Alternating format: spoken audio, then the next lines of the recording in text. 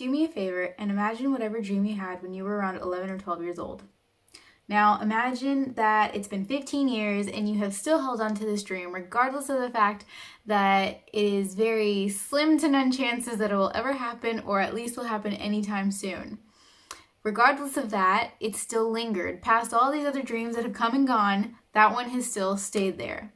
Now, say that you get the chance, the opportunity to grab the potential start to this dream that you've imagined forever now. But you have to leave your entire life behind and everything you know. Would you grab it? Because that's what I did.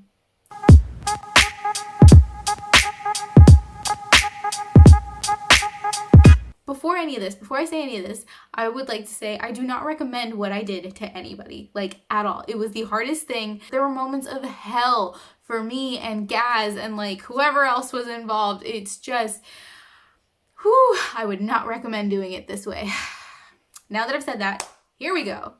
Welcome to my channel, everybody. My name is Stephanie. If you've been here before, thanks for being here again. And if you're new, welcome to my channel. Today is going to be a part story time, part immigration process. I'm going to tell you guys about a little bit of backstory for what I was talking about in the beginning of this video, and then to like the actual legalities of what happened and things I had to fill out and all that good stuff. So, back to what I was saying. When I was 12 years old, I started getting into history a lot, and specifically European history. So things like British monarchs and the Spanish Inquisition, the French Revolution, the War of the Roses, things like that always held my attention. And at the same time, I also started reading books, fictional stories, but from authors that seem to have taken inspiration from like European history. For example, Tamora Pierce, like anything that she's ever written, specifically to include with like Tortle, the Land of Tortle. I ate that shit up when I was 12 years old, and like I would still read the books right now, and I still love them. The combination of my love of history and the combination of reading these books and like completely immersing myself in these stories just kind of means that the most realistic thing I could go to in connection with all that was to be in Europe. So I totally romanticized the idea of being in Europe. Like, I didn't think it was going to be a perfect life for anything that I would lead here, but it was just, I wanted to be surrounded by the history and the places that I'd read so much about, and just like the stories and the greenery and the accents. So basic, I know. Just kind of to be immersed completely in European life, I guess. Whatever my fantasy mind had come up with, that is what I wanted. And so, to make a very long story short, by the time I was 27 years old, I had kind of put this dream away, because in 2014, when I was 24 years old, I lived in England for 6 weeks. I was visiting a friend, and I was country hopping, and I ended up feeling like it was the tits, man. Like, this is exactly what I dreamt about. I wanted to come back and live here, like, no matter what. Like, this is just what I wanted to do. So I went home. I applied to schools, I applied to jobs, knowing that, like, once again, my chances were very slim to nothing, because my transcripts back then were absolute bullshit. I was in school, but I had no direction. My direction was Europe, and like, that was it. I also applied to jobs, which I didn't even hear back from, which obviously, like, I couldn't have gotten a job there. It was just hope, man. I was holding on to hope for anything. And lo and behold, I didn't get accepted to any universities. They offered me like a foundation year, but total for school would be something ridiculous. Oh, can you see that? That's a bobby pin. I'm trying to keep these baby hairs down, but like, they're just not cooperating with me. So we're just gonna keep going. I decided, I was like, no, that's way too much money. I'll go to Europe or live in England or wherever I can get to after school, maybe do a graduate program or something abroad. Something along those lines. So after 2 years of going back to school and doing really well, I decided to reward myself with a 2-week trip to Europe. And I had originally planned to go to completely different countries than I did go to, but I ended up finding a round trip ticket from Los Angeles to Dublin for $325, and I was like, all right, that's a sign, like, I have to go on that one. My friend Amanda also came on this trip with me, and it was her first time ever coming to Europe, and she was totally excited about it too. And so we get here, it's the first night, and I'm tired. I want to go to sleep. She was like, no, no, no, we're so close to Temple Bar. Like, we need to go, and like, let's just go look. And I was like, all right, fine. So we ended up going to Temple Bar, and there's a fish and chips place that I was like, hey, let's go to that one. And then she heard music coming out of one of the places. And so she's like, hey, let's go in there. They're still serving food and they have music. And I was like, all right. So we get into this restaurant and we sit down and the music's playing.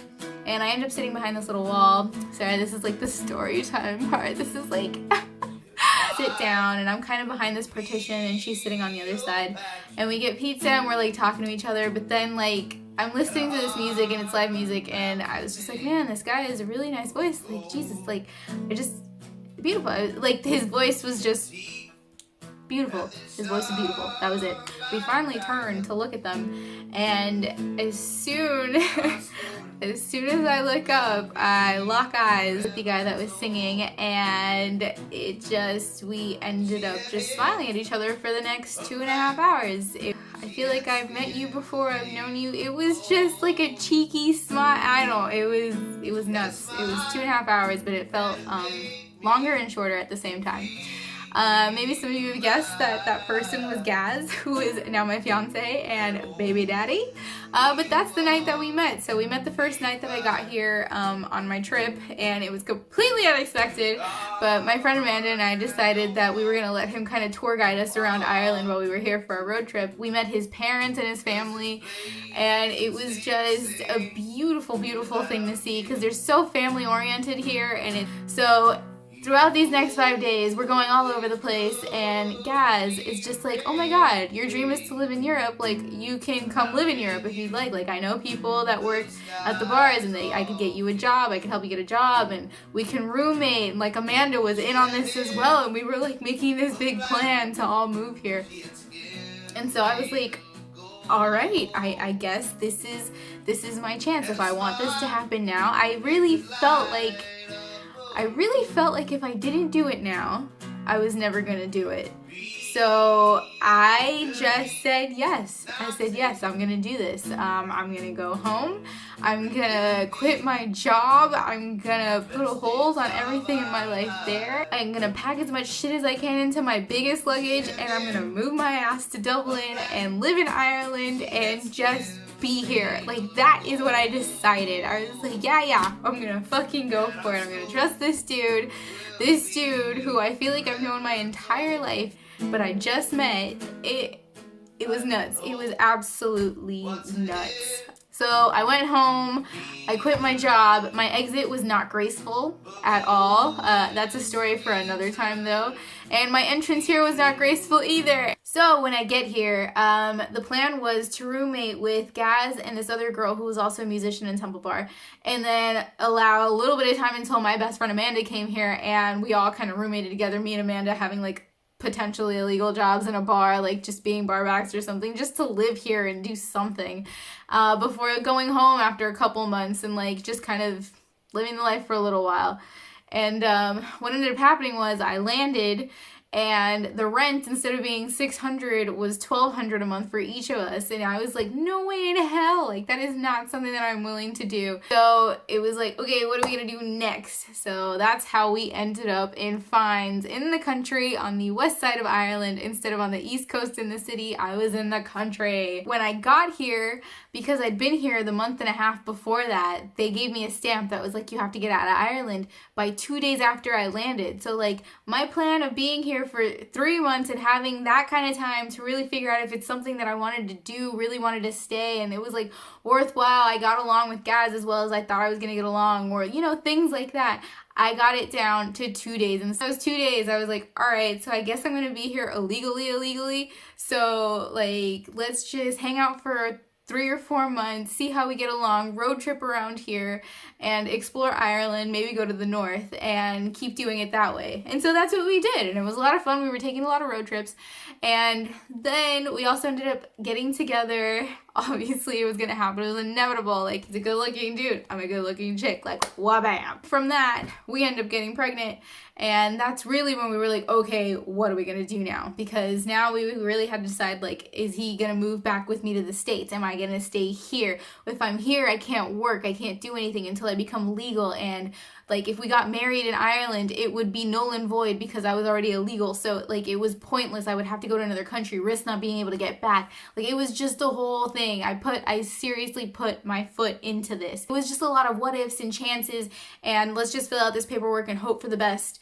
We decided to stay in Ireland. Gab was gonna work and do gigging and take regular jobs while I got to just get bigger and stay pregnant and create this baby and be at home losing my damn motherfucking mind because I had way too much time on my hands and my money was running out super fast. My son is then born in June of 2018, and that's when I can start my actual process for citizenship. So like first I had to go get his birth certificate, and then I had to get a passport for him, and that took about a month to happen because I had to get those two before I even applied for anything. So once I had that, I had to also go get a PPS number, which is like the equivalent of a social security number at home.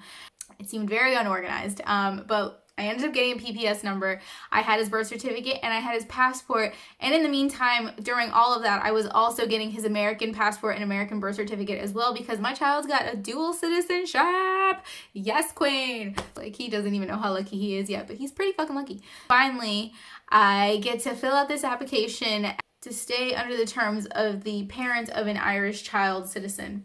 So I had to send in bank statements, I had to send in my birth certificate, I had to send in my name change, financial statements, all of Gaz's documents, his passport bio page, Jack's passport bio page, my passport bio page, why I was here legally, and what my plan was essentially, how I've been supporting myself financially, which has been through Gaz and my mother, like the mercy of my mother. Doctor's letters that I had been at Jack's appointments. I had to pretty much get these letters saying that I was a part of his life and that I was consistent in his life. I had to give proof of Gaz and I's relationship over the past 2 years.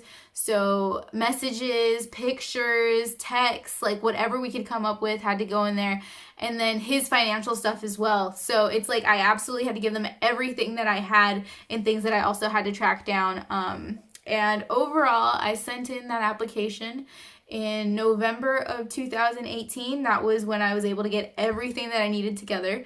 And then I got a letter back in January asking for more information, and so I sent that back again, and this whole time it's waiting and it's me driving myself nuts. Like I can't drive, I can't do anything. Like I'm literally sitting there losing my mind and just waiting to hear that I can stay and I can do something. I can be a person here, I can have rights, I can do stuff, you know?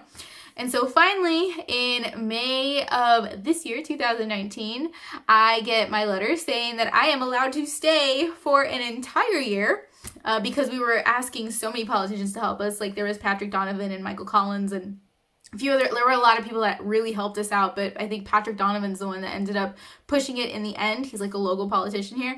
And I ended up getting a year stamp, which allows me to work and travel and start a business. Like I pretty much get all the rights of a citizen without being a citizen. I'm just a resident here. I can open a bank account, I can go driving. Like all of the things that I absolutely took for granted before at home and had no appreciation for because I'd never lost them and I'd never not had them. All of a sudden, I now have this gratitude for days for it. And it's just given me so much motivation to like do things and to work and to like go for things because like there's no barricade, there's no blockade anymore. So like I'm grateful that I got that out of it, but oh my goodness guys, if you can do this the smart way, go through a student visa or something else, like I would recommend that absolutely 1,000,000,000%. That was my story time and immigration process. If you guys want specifics on the forms or anything, like it's really not a form number, it was literally, the title was like the parent of an Irish child citizen application.